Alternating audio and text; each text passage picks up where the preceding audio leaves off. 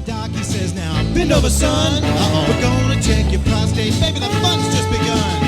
Now you got the right to sing them old man blues. Gosh, you got big fingers now. Hello, everybody. Welcome back to Geezerology. Happy New Year. 2023 is upon us. But one more time before we let 2022 go, Bill wants to talk a little bit about some of the highlights and maybe some of the lowlights of 2022. Bill, let me ask you just real quick before you get started. Was 2022, how did this year stack up as opposed to some previous year? Was it a particularly good year? Was it an average year? Was it a bad year? How do you rank it? Yeah, that's a good question, Scott. I always have a hard time with these assessments because there are a couple of years, in at least the way I appreciate rock and roll as a kind of an umbrella term. And you'd look at maybe 1967 and 1977 as years where you could say, oh my gosh, how overwhelming in terms of both the quality and the quantity of interesting, good work that still resonates today. Lots of other years, like 2022, present themselves to me anyway as an abundance of stuff. Most of it because of the way I try to go through things, and I focus on stuff that appeals to me first, and then things that might be associated with the stuff that appeals to me and I'm curious about. I can easily find lots of things that I like. Now, the difference between the older days and now is that the tendency that I have is not to spend a lot of time listening to, what we would call an album, where, in the days that you would buy an album, put it on the turntable, you would play the thing and play it again and again and make sure that you got your money's worth out of it and then decide whether you liked it or not. Today, most of my listening is done, via streaming service. So I can easily fall into the trap that the algorithm set for me if I'm not careful, which is, if you like that, then I'm going to, send more stuff your way that you should listen to. So I don't like that. I want to make sure that I'm still listening to things that I want to have control over. But I also find that I'm impatient. So there are things that sound interesting that I explore, and maybe because I don't listen necessarily to the whole set of songs, I miss out on things. So in this case, I found,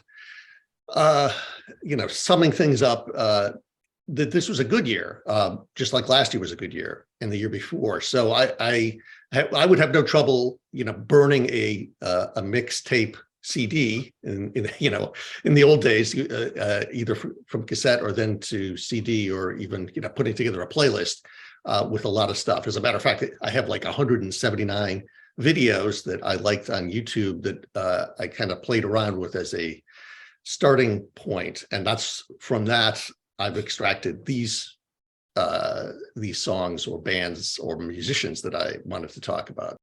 I'm going to go through a number of acts and then just kind of give you a very short take about them, and if you have any questions, feel free to ask. But I'm not going to belabor them. I'm not going to go really into a lot of depth. It's just kind of an example to me of different genres that I like, and these might be exemplars of that. But it really is not an exhaustive list either, because I feel guilty about stuff that I love a lot that I didn't even include here. So anyway, I'm going to start with K-pop, because K-pop is a big thing. A lot of kids all over the world listen to this kind of Korean pop music that is really, kind of out of the idol generation factory.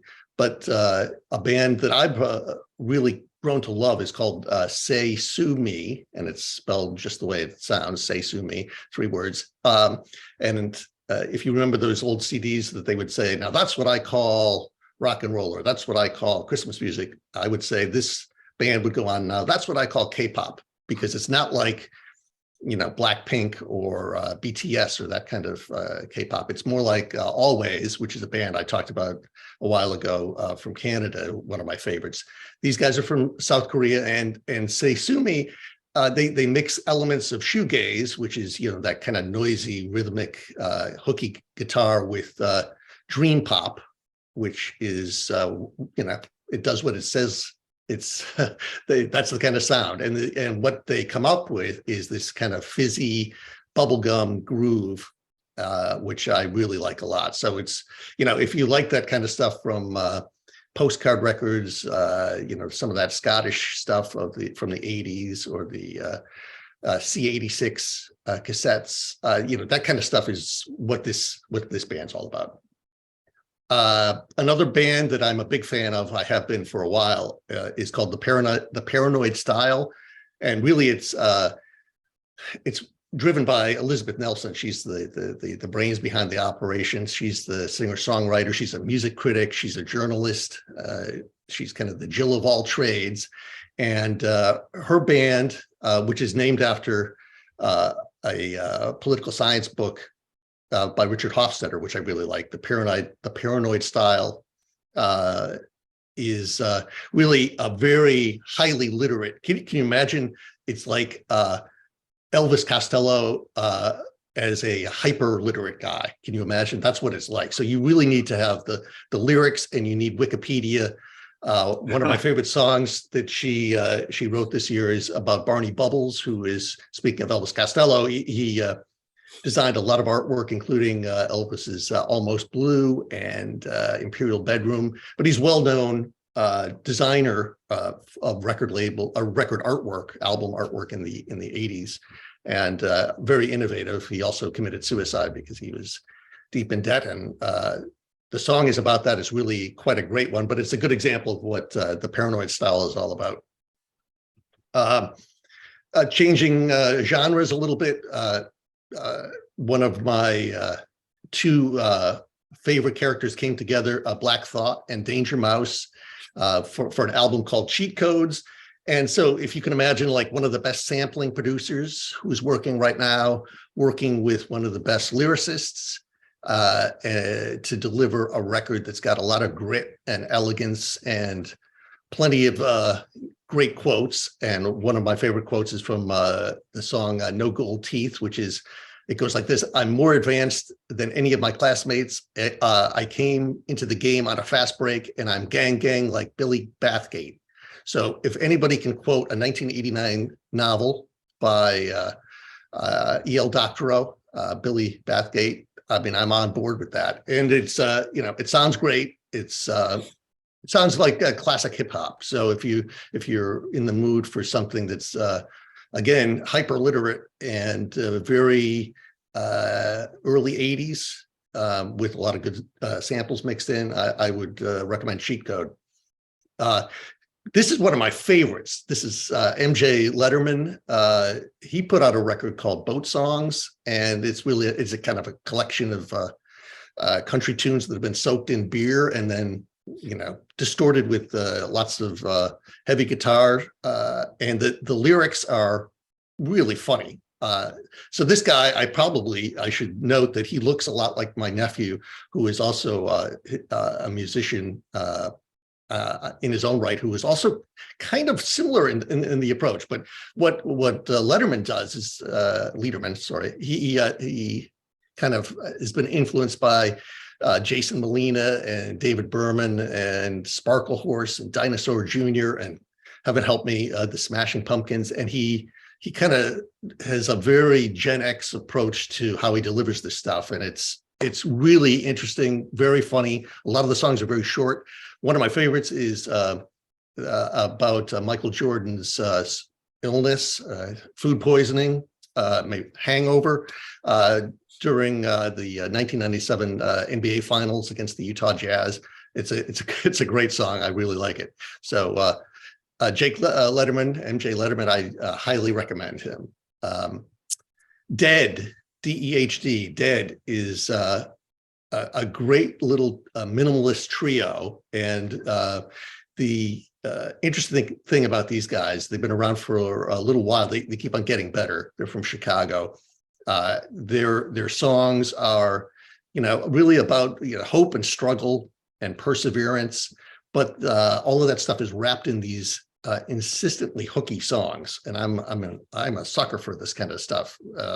Hooks with experimental synths and an analog drum machine. Really bare bones instrumentation and beautiful singing. It's just great stuff. And if you saw this threesome, you would not believe that they are creating this gorgeous music. It's just fantastic. Steve Lacy. Steve Lacy, he put out his third record today, maybe it was today, but it was this year. He's a Grammy nominated guy in his, I think he's probably in his mid-20s now, but he started working with the Internet, which is a collective in Los Angeles. Lots of interesting characters came out of Earl Sweatshirt and a whole bunch of other folks. As a high schooler, he was doing production work with them, and production was really, at that point, was, cassettes and who knows, all bedroom lo-fi sort of things. But he's really turned into a Grammy nominated studio guy. He can do it all. He's worked with Kendrick Lamar and Solange and Thundercat. So his record is really, a great collection of sounds and songs. My favorite is called Bad Habit. It's kind of the emotional center of the album. And it's a ballad, really. So he's kind of torn. He's giving up this love, but the love is so strong that in the end he's got a proposition that is kind of humorously shocking. It's pretty interesting. It's a great record. The good thing, as far as I'm concerned, with Lacy is that I think he's going to only get better. So great stuff. Sharon Von Etten. Sharon has been a favorite of mine for a while. Last year, she and Angel Olsen, another one of my favorites, had one of my favorite songs of the last 5 or 6 years. And I can't remember the name of it, but Like I Used To, that's the name of it. Anyway, this year she put out a record. She and her family had moved from New York to Los Angeles during either just before or in the midst of the pandemic. Must have been just before. Anyway, it's kind of got, I guess you'd call it something, one of these, things that gets gestated when you go through that kind of move and resettlement and all of those kinds of things. But she's always got a very sharp observational eye, and this album is chock full of humor and us against the world sort of swagger. And the song that I love the most, Mistakes, is it's probably her biggest pop song that she's ever done. And she's done a number of these, and she's kind of evolved over the years to from really kind of a strumming acoustic guitar sound to really full on disco beats and all kinds of interesting backgrounds that really they mesh well with her cool vocals. She's got a very cool vocal style. I love it. Wet Leg. Everybody loves Wet Leg. I was telling people last year who would listen to me, I was accosting strangers, telling them about Wet Leg. These guys, or they're two women from the Isle of Wight. These guys are going to be big, and I based that on one song, which was the only song they had put out, which was Chaise Lounge, as I say it, Chaise Lounge. Anyway, the album came out this year, and if I was convinced last year that they were capable of delivering this, I was even more bowled over by the fact that it was just as good as I had hoped it would be. So it's kind of a homemade thing. They've got a band. They kind of marry weirdly catchy tunes with lots of dry lyrics, and like Chaise Lounge says, hey, you over there on the chaise lounge in your underwear, what are you doing sitting down? You should be horizontal now. and my other favorite line, which has got this, it's called Wet Dream, has the most peculiar pickup line I've heard So in the song, the singer is propositioned by this character who says, baby, do you want to come home with me? I've got Buffalo 66 on DVD, which is such an inside joke. It's insane if you've ever seen Buffalo 66 with Vincent Gallo. Anyway, great. Wet Leg did deliver the goods. All of those people I accosted last year, you're welcome. You know, I'm not lying. Planes is another one of my favorites. This is a band that just came together, and I assume because Katie Crutchfield is one of the two members, Jess Williamson is the other, and Katie is she's got her own band, which is a great band called Waxahachie. And I mean, her album that came out in I think 2020 or 2021 was great, the best one that she's done. This I think is a side project, but it's as good a side project as anybody's regular band. It's kind of their interpretation of I would put old school country pop in quotes, because old school in this case is not like 1950s, it's more like 1990s. And you know, they really understand the dynamics of it, and the sound is very modern in a certain way, but because of their own backgrounds in terms of indie and alt country, it really comes together in a great, interesting, unique sort of way. So Planes is definitely a band to watch if it's a ongoing project or just a one-off. Either way, it was well worth my time investigating.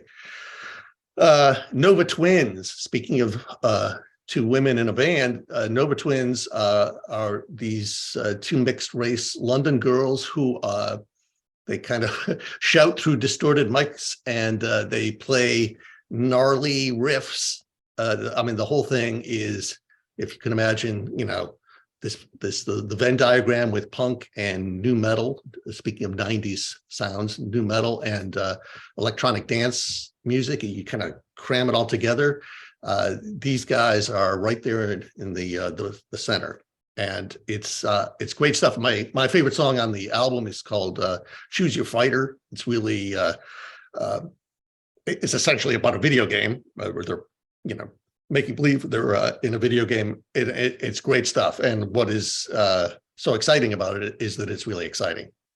It's, you know, the kind of music you would dance around to. My last favorite artist, at least in this list for this video, is King Gizzard and the Lizard Wizard from Melbourne, Australia.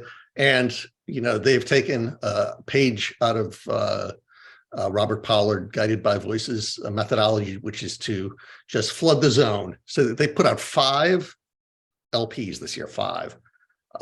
And there's no point in me trying to tell you what they are, because I can't remember what they are. The names of them are very oddball. My favorite one, though, is if you look at the one that's got the longest title, that's my favorite. I think it talks about lava and something. It's a very long title. It's great stuff. The thing that I like about them, they've been around for about 10 years, maybe 12 years, 2010, is that they traffic in all of the things that I find interesting, and they mix them up. Sometimes they mix them all up at the same time. So psychedelia, prog, garage punk, jazz, you know, Motorik music, the kind of, you know, German Komische music, thrash metal, synth pop, rap, all of it. And sometimes, as I said, it's blended. Sometimes they just focus on it, and some of the albums can be, you know, just one of those different arenas that they play in. They can do it all. So they're really very interesting. They, along with Goose, because I don't consider these guys jam bands, although you could, because they do jam. They're just a lot more than that. So these guys, like a lot of the people on my list, have been around for a while, but they seem to be getting better and better all the time. So that's why I really have been excited about them. And I did want to note one thing that I came across that really, it made me sort of sad, but it was really quite impressive. A band that delivered for my money a year or two ago, Low is the band, and the album, I can't remember the name of it, but it's got like a test pattern, you know, or blurry video or TV screen with all of the static what do they call it? Whatever that is. That was to me, one of their best records ever. And they had a band that had evolved. It's a husband and wife over the course of a decade or more. And I wanted to acknowledge that, the last performance that I actually saw was from them. I think it was in September of this year, and the wife in the band, and now I can't remember, Mimi.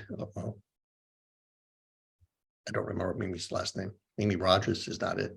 I can't remember. Mimi died of ovarian cancer this year. She had been diagnosed a while back, and they had continued to tour. I mean, she wanted to keep going. So they played a very powerful song, one of my favorites, called Days Like These. And it was, as far as I can tell, maybe one of the last performances of the band.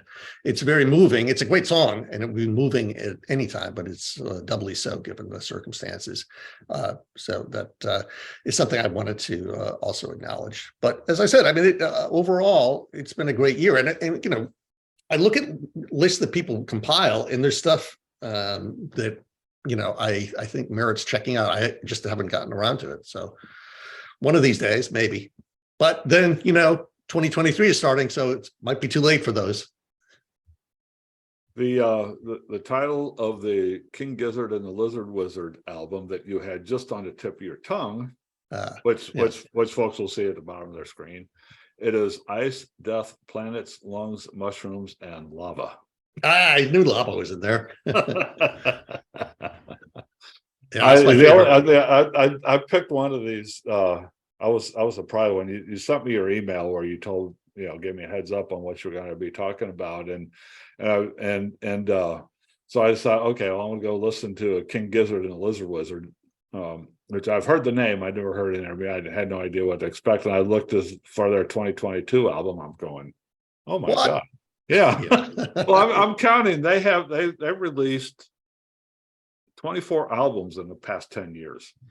You know, including five of them this year. The one that I did listen to was Changes. Yeah. It's hard if you just pick one out, it's not going to work. I mean, I just picked it because it was the last one on the list, you know. Yeah. And I listened to it, and yeah, it sounded like a jam band to me. They were all over the place, you know, like you said. It's like there were a lot of different styles going on there, even within one particular track. There were two or three different things going on there, and but I did get the thing. Well, I kind of understand how they can get so much out there, because they don't spend a whole lot of time crafting songs. No, they don't. I mean, they're, you know, it's you know, you can call it a jam band or maybe not, but it's, you know, it kind of fit in that. If jam band is a genre, they kind of fit in that. But there seems to be a lot of improvisation going on there. Yeah, I think there's a great YouTube documentary, is not really the right word, because I think it's just done by a person who went to see them at Red Rocks, and he interviewed a number of fans, and I think he got a little backstage access. It's really quite good. It kind of demonstrates what they're about, because it's tricky. If you pick one of these records out of the discography, it cannot be, you know, it can be really misleading in terms of what the breadth of their work is. Right. Well, it doesn't give you any context. Yeah. You know, and there's a whole lot of context packed into a small, small package, right? A small packet, a small amount of time. What do you have? Let me put you on the spot. What do you have anything that you're looking forward to coming up in 2023? I know that Guided by Voices has an album scheduled for January 20th. Of course, you know, they're another band like King Gizzard that they knock one out every couple of months. They put one out. I don't really follow the list to see what's in the pipeline, so I'm not, you know, I'm going to be surprised no matter what happens. I would like to, you know, continue to see live acts. I've got the itch to go out and see that now that we seem to be able to do that a little bit more frequently. So that would be helpful. But Well, yeah, it doesn't. you seem to always be able to get about halfway there. You buy the tickets, but then you just get too tired to actually go to the venue. I'm old. You said the other day. I'm old, unless I've been misled. The name of this thing is Geezerology. Even in my best days, all I ever did was lean against the nearest wall and hopefully be somewhere near the bathroom. So that's all. Here's I found the Wikipedia page for albums that are expected okay. in 2023. Starts in January. Of course, we're still looking for the new album by The Cure. It doesn't look like they're going to get it in by the end of 2022. Still looking for a new album from Peter Gabriel. Doesn't look like they're going to get it in by 2022, but they don't have a release date set yet. But just going through here, are you familiar with any of these names, Bill? Well, obviously Iggy. I see John Cale in there. John Cale, yeah. Ladytron, I know Ladytron. My voices, Ladytron. Were they? I'm sure that they were named after the first single by Roxy Music, right? Yeah. We are scientists. That would be interesting. Dave Rowntree, he's the drummer for Blur. I hear Blur is going to get back together. Bass drum of Death, I know. King Tuff. I love King Tuff. That'll be interesting. Meg Baird, yeah. Smashing Pumpkins. See, I mentioned Smashing Pumpkins. Well, look right below Smashing Pumpkins. Uriah Heep. Are you kidding me? They must be digging those guys up. Maybe White Reaper's digging them up for them. And there's the Brian Jonestown Massacre. I'm familiar with them. Yeah. Ellie Goulding, the Go Team, I know. Robert Forster, that would be interesting. Speaking of Australians, let's see. Shania Twain. She can keep it. Yola Tango. I'm looking forward to that one. Oh yeah, that'd be good. Paramore. Yep. Yola Tango. World. Yeah. Tennis. Oh, this looks like a lot of good, interesting stuff. The Church, really, they're still around. Yeah. Pink is coming out with one. Adam Lambert. For you pop fans, The Church, Gorillaz. Phil Selway is part of Radiohead. I wonder, actually, that was one of the things that was interesting to me. Speaking of YouTube, because The Smile, which is the band that Tom York and Johnny from Radiohead have teamed up with. Was it Tim Kelly? The drummer from Sons of Kemet. They seem to be, they're touring, they're posting whole shows. I'm wondering if Radiohead has got anything going on or whether they are still a going concern. I mean, they put work out intermittently. Oh, Lana Del Rey. Is that the one where she had her demo tape stolen and she had to go read?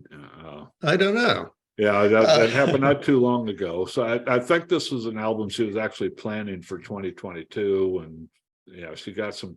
I don't know if they were demo tapes or if they were actually master tapes or what. But something got stolen, and she had to go redo a bunch of stuff. So I see 100 Gex. I highly recommend you checking out the song "Doritos and Fritos" by 100 Gex. It's crazy. I love it. I almost put it on my list, but I need. It's too crazy. You know what I don't see on here?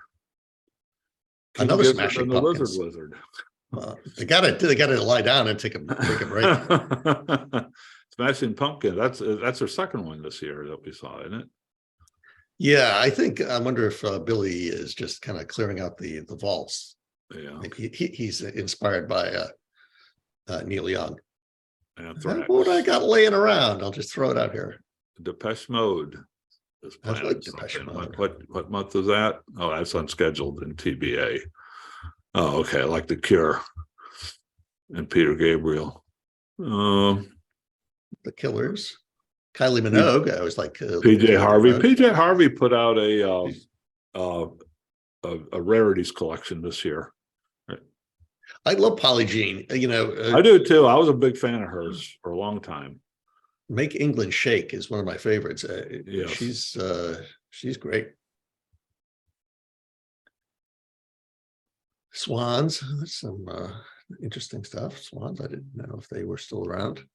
Oh, that's all. I mean, there's a lot of interesting things coming out, and I mean, this is just what's listed. Yeah, this is You know, this is an lots early even list. more. Well, yeah, this list will be filled out, I'm sure, as we go along. Yeah. But yeah, check that. It's a Wikipedia page. I keep my eye on that. In case you don't know that, they just I list, didn't know that. No. yeah, they have a list of all the published albums for, I don't know, going back, well, it says here to 1963. And then they also keep a current list is like here of things that are scheduled for, you know, for the upcoming year. Well, there you have it, everybody. Let's wrap up 2022. Okay, us Geezerology folks are going to go and enjoy a holiday weekend. And we'll be back at you on the first week of January. Happy New Year, everybody. We will see you soon. So long. Well, put down your Playboy, put on some hush puppy shoes. Let's play it one time. Woo!